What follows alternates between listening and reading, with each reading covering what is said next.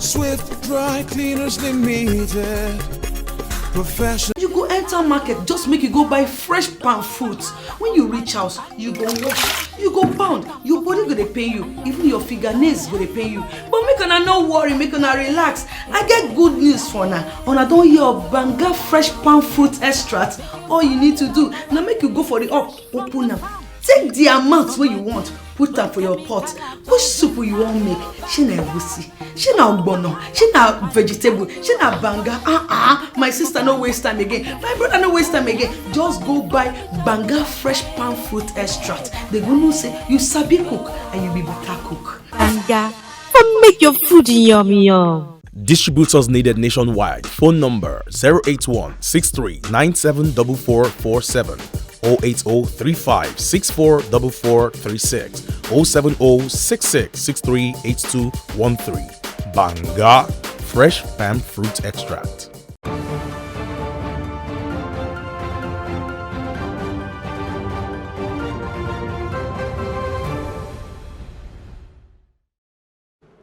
Welcome back, and you're watching News Now. The Lekki Concession Company, the operators of the Lekki and the Lekki-Ikoyi toll gates, are to resume operation at Lekki-Ikoyi Link Bridge on April 1, 2022. The company, in an advertorial in a national newspaper and signed by the managing director, Yomi Omomuwason, said that the resumption of tolling followed several consultations with all parties and critical stakeholders affected by the tolling operations. This is coming about 18 months after tolling was suspended to the bridge following the aftermath of protests against police brutality and extrajudicial killings in Lagos State in October 2020. Although Omomuwason was silent on the Lekki tollgate operation, he, however, announced the commuters plying the corridor would not be paying any toll for the first 2 weeks until the 15th of April 2022. Women have converged on the National Assembly for the 8th day, demanding that lawmakers rescind their decision over the rejection of 5 gender bills in the process of the amendment of the 1999 Constitution. Some of their key demands include specific seats in the National Assembly, indigenship of their husband's state after 5 years of being together, and 35% affirmative action for women. Then says that they will continue to picket the gate of the National Assembly till all their demands are met. The protesting women also threatened to vote out the lawmakers who voted against women in the constitutional review. The Colleges of Education Academic Staff Union has threatened strike over the failure of the federal government to release the 15 billion naira revitalization funds for colleges of education. The union warned that over 1 million colleges of education students will soon join the Academic Staff Union of Universities, which has extended its warning strike by 8 weeks. In a statement by its president, Smart Olubeko Koesu, urged Nigerians to hold the government responsible for any industrial crisis that may hit the colleges of education soon, as the National Executive Council of the union meets at the end of March. The union said it had different levels of engagement with the government, presented lingering issues which the government must address in the interests of industrial peace. The union noted that the 15 billion naira revitalization fund could have been used to address the deplorable conditions of the teaching learning infrastructure in colleges of education in the country. The alumni body of the University of Ibadan have called on well-meaning Nigerians to contribute their quota towards the establishment of a diagnostic center to frontally address the deadly scourge of cancer. The group made the call in Ibadan during the course of a media parley where they expressed concern over the rise of cases of cancer-related deaths. Why we have chosen to intervene in cancer research and not any other disease? Why not HIV and AIDS, or the twin threats of diabetes and hypertension, or even sickle cell anemia, which has been described as a disease of the black race, while acknowledging the fact that these and indeed other diseases have been a major concern to medical researchers all over the world. cancer has emerged as a leading cause of death annually and globally. Cancer it's really a serious problem. If we were able to raise 2 million by tomorrow, we would be happy. 2 billion by tomorrow, we would be happy. It cannot be free, but we hope that with the establishment of the center, the cost of treatment would have been reduced. You would realize that most of many of our patients now go outside the country for treatment. So we expect that cost of treatment would be significantly reduced. Airline operators in the country are to be granted license to import aviation fuel, otherwise known as aviation turbine kerosene ATK or Jet A1, measure which was announced yesterday by the Group Managing Director of the NNPC Limited, C.A.R, is to check the rising cost of the product and help keep the airlines afloat. But going by the comments of the airline operators at an impromptu meeting with C.A.R and an enlarged parley with the House of Representatives leadership yesterday, air travelers should brace for higher fares. Airline Operators Association of Nigeria had during the meetings attended also by DEPE and Petroleum Marketers Association of Nigeria and Major Oil Marketers Association of Nigeria in Abuja sought a license to enable them to import and sell aviation fuel directly to its members. They warned that they might be forced to shut down if, in the next 3 days, the cost of aviation remained high. The EFCC has arrested an alleged leader of a criminal network of catchers, Igwilo. He was arrested alongside Okafor Nnamdi Chris, Nwodu Uchenna Emmanuel, and John Anazo Achukwu at a studio in the Shongo-Tedo area of Lagos. They are accused of fraud, money laundering, and identity theft to the tune of about $100 million, approximately 57 billion naira, on the parallel where forex is more easily available. The suspects are allegedly perpetrated a scheme involving false promises of investment funding, impersonating United States Bank officials in person and via the internet. Igwilo was placed on the FIB watch list following a criminal complaint filed against him in the U.S. District Court, Houston, Texas in December 2016. The federal government says it remains committed to improving the conditions of the Nigerian people with its programs and policies under the present administration.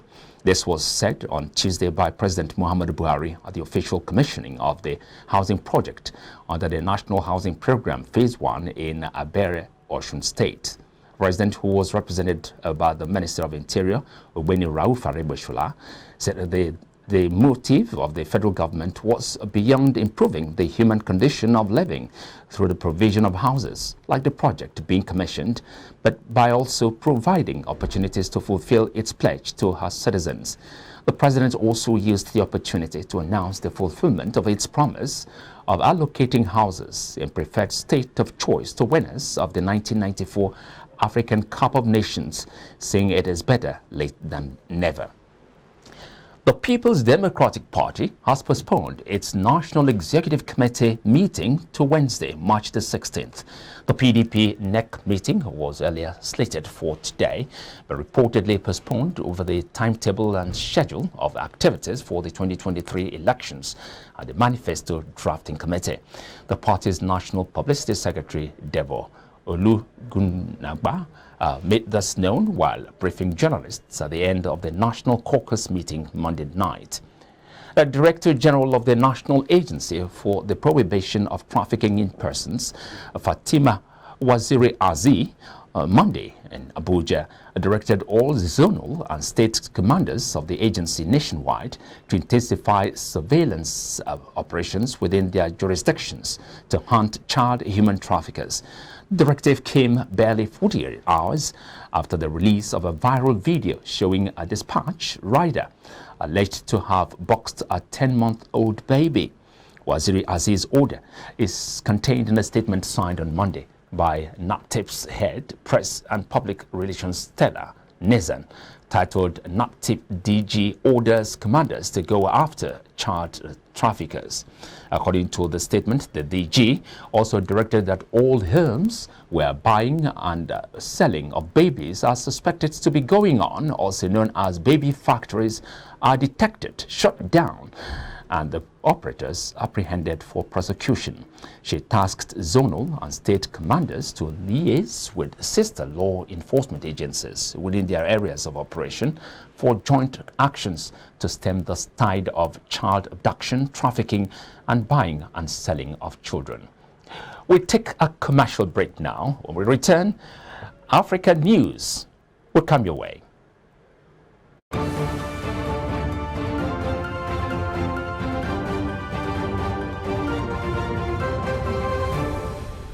Swift Dry Cleaners Limited, professional dry cleaners, best in dry cleaning and laundry services that meets the needs of our consumers. Yeah, Swift Dry Cleaners Limited. Swift Dry Cleaners Limited. Swift Dry Cleaners Limited. Swift Dry Cleaners Limited. Yeah, for clean wash and quick delivery. Yeah, Swift Dry Cleaners Limited. Swift Dry Cleaners Limited. Swift Dry Cleaners Limited. For clean wash and quick delivery. Swift Dry Cleaners. Clean wash, quick delivery. True unripe plantain flour is 100% natural flour gotten from the processing of unripe plantain. It contains no addictive and has a net content of 500 grams. True unripe plantain flour contains vitamin A, B6 and C. It is gluten-free and rich in calcium. Consuming True unripe plantain flour helps to build and strengthen stronger bones and can be a great meal for diabetic patients. It decreases your chances of constipation as it has a high fiber content and provides you with a low-fat diet. Here are some steps to prepare your True unripe plantain flour. Firstly, mix True unripe plantain flour with hot water in a pot and gradually add water till you achieve desired thickness. Place over medium heat and turn very well for 4 to 5 minutes to get the right texture. Mold into a ball and place in a bowl and allow to cool. Serve with your choice of soup.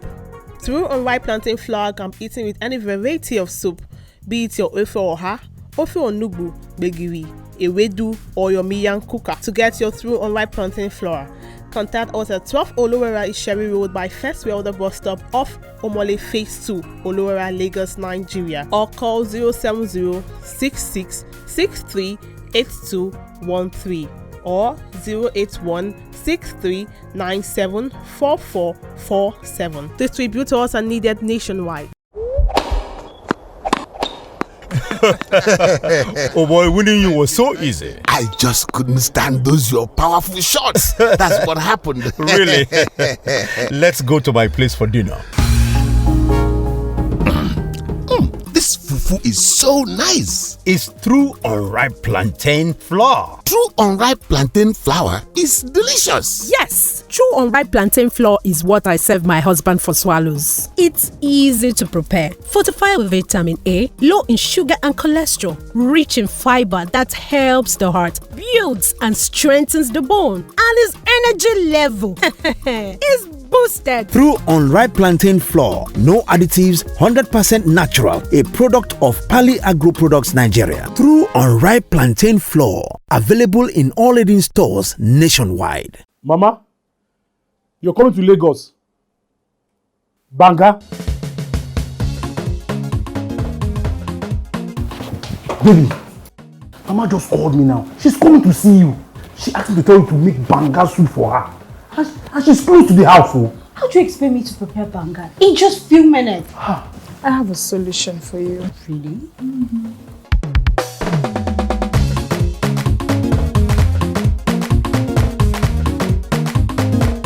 If you sabi cook the banga, not going to enter my family. Hey, Pali banga is used in making other exotic dishes such as banga jollof rice, banga efo riro, banga asaro or yam porridge, banga egusi, and many more. Pali banga is easy to open, no preservatives, no cholesterol, and no coloring. Approved by NAFDAC. Manufactured by Pali Agro Products Limited. Available in all leading stores and supermarkets nationwide. Pali banga, natural palm fruit extracts for tasty African cuisine.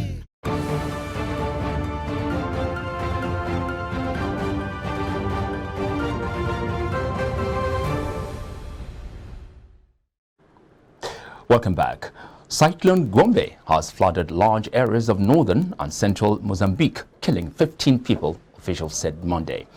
The dead include 5 members of the same family in the Anoche coastal area of Nampula province. Governor Metsi Gondola said the number of injured is now at least 50, the Prime Minister's office announced.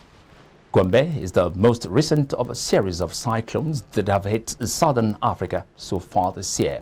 Most of the fatalities occurred when the cyclone first hit Mozambique's northern coast on Friday last week, and its strong winds and rains caused many houses to collapse, said the official update. The International Criminal Court on Monday said the former Central African Republic's militia leader Maxime Jeoffroy Eli Makom Gawaka had been surrendered to the court by the authorities of Chad for crimes against humanity and war crimes. Mokom, a national coordinator of the so-called anti-Balaka militias, is accused of crimes against the Muslim civilian population in the Central African Republic, including murder, torture, extermination, and the use of child soldiers.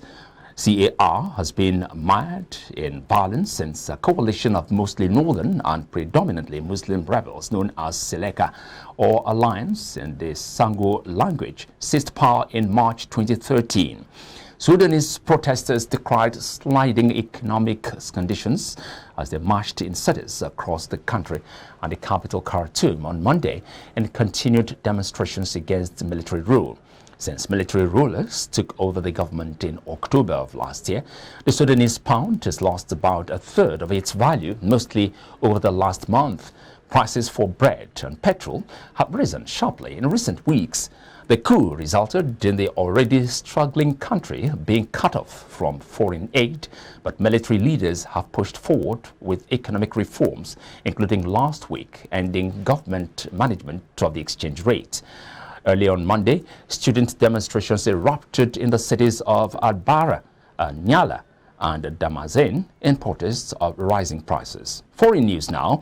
The United Kingdom Embassy in Nigeria has announced a temporary suspension of study, work, and family visa applications, as priority was now being placed on applications made under the Ukraine Family Scheme.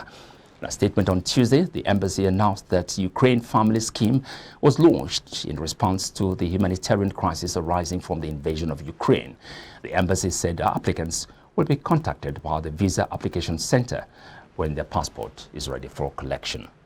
Now, Spain has temporarily seized a Russian oligarch's $140 million yacht in Barcelona, the country said on Monday, as 2 sources said the vessel belonged to the head of Russian state conglomerate Rostec, an ally of Russian President Vladimir Putin.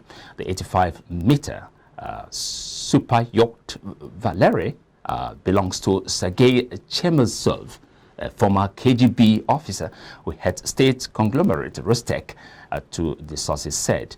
Now, sailing under the flag of St. Vincent and Grenadines, the vessel is registered to Chemezov's stepdaughter Anastasia Ignatova through a British Virgin Islands company, according to a 2021 article published in the Pandora Papers information leak.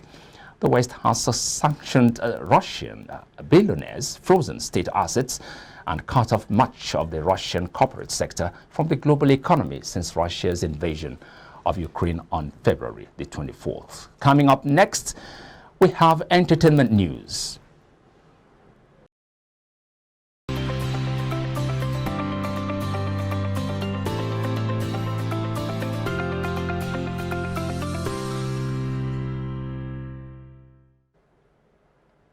Hello and welcome to Entertainment Business. I am Chioma Amaribulam.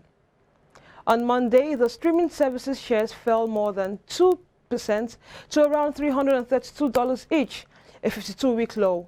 That's more than 50% down from the company's 52 high of $700.99, which it hit in mid-November. The last time shares sold for around $332 was March 20th, 2020, just as pandemic lockdowns were being put in place. Much of the recent slide in stock price seems to be pegged to Netflix's lackluster subscriber growth.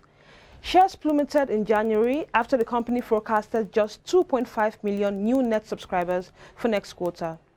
Pressure from competition and less robust subscriber growth, coupled with growing production costs, led Netflix to raise prices in North America earlier this year. The monthly cost for its basic plan rose $1 to $9.99. The standard plan jumped from $13.99 to $15.49, and the premium plan rose from $17.99 to $19.99. And away from that to space travel, Pete Davidson is the next celebrity in line for a ride with the latest crew flying to outer space on a rocket by Blue Origin, the private space flight company by Jeff Bezos. The 20th flight for the New Shepard program has been scheduled for liftoff on March 23rd at 8:30 a.m. Pete Davidson, a comedian and boyfriend of socialite and reality TV star Kim Kardashian, was announced on Monday as an honorary guest, joining 5 paying customers for the company's 4th commercial flight since last summer. Blue Origin has refused to state the price of the ticket, but according to a 2018 report, Blue Origin planned to charge customers between $200,000 to $300,000. The entire flight from lift-off to touchdown is expected to last a little over 10 minutes. And that's it on Entertainment Business. I am Chioma Amaribulam.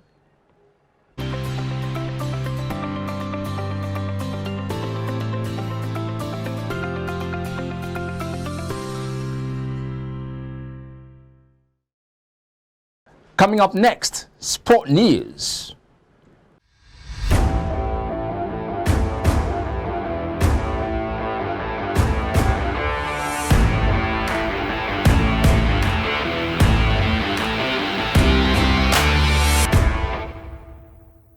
A Saudi media group run by Chelsea fan Mohamed Al-Khareji has reportedly emerged as Chelsea's latest bidder with $3.5 billion offered. The Saudi media group is just one of many prospective buyers who have surfaced, including Los Angeles Dodgers part owner Todd Boehly. As of last week, a report suggested there were at least 20 bidders. Prior to the imposed sanctions, billionaire Russian owner Roman Abramovich tried to sell the team himself for about $4 billion, though Forbes valued it at $3.2 billion. While the sale was initially paused, the Rain Group, which is facilitating it, got approval to reopen the bids until March 18th, which is Friday. A sale could be finalized within 4 to 6 weeks, while in the meantime, however, the club has a license to remain operational until May 31st despite the sanctions. The British government has seized ticket sales and merchandise revenue as the team is also hemorrhaging sponsors, with Hyundai and 3 having already suspended business with Chelsea along with its charity partner Plan International. And still talking sports business at this hour, software company Salesforce is reportedly close to securing a bumper deal with Liberty Media's Formula One. The season's opening race takes place in Bahrain this weekend, and the pair is hoping to finalize the deal, expected to be $30 million annually for 5 years before the commencement of the Grand Prix. Formula One has also brought in a flurry of sponsorships recently as the sport gains more popularity. Earlier this month, Formula One announced a deal with Chinese technology company Lenovo, while in June, Formula One unveiled Crypto.com as a global partner in a 5-year deal worth more than $100 million. In 2020, Saudi Aramco announced its own global partnership with Formula One. Formula One's fourth quarter revenue increased 62.3% to $787 million, with viewership reaching $1.55 billion last season. Revenue for the full year hit $2.14 billion. And finally, on sports business at this hour, the NCAA Division I men's basketball tournament tips off Tuesday, and it's already shaping up to be a historic one for sports betting. Legal sports betting in the United States for the tournament could reach and possibly surpass $3 billion according to at least 2 studies. A third group suggested it could reach $10 billion. The big dance often draws more betting activity than the Super Bowl per Play USA, but this year it could notch 3 times the amount of Super Bowl bets and break a betting record for US sporting events. This year, sports betting is legal in several more United States than it was last year, including record-breaking New York, and most states have little, if any, restrictions on college sports betting. And that's it on Sports Business. I'm Samson Oleide.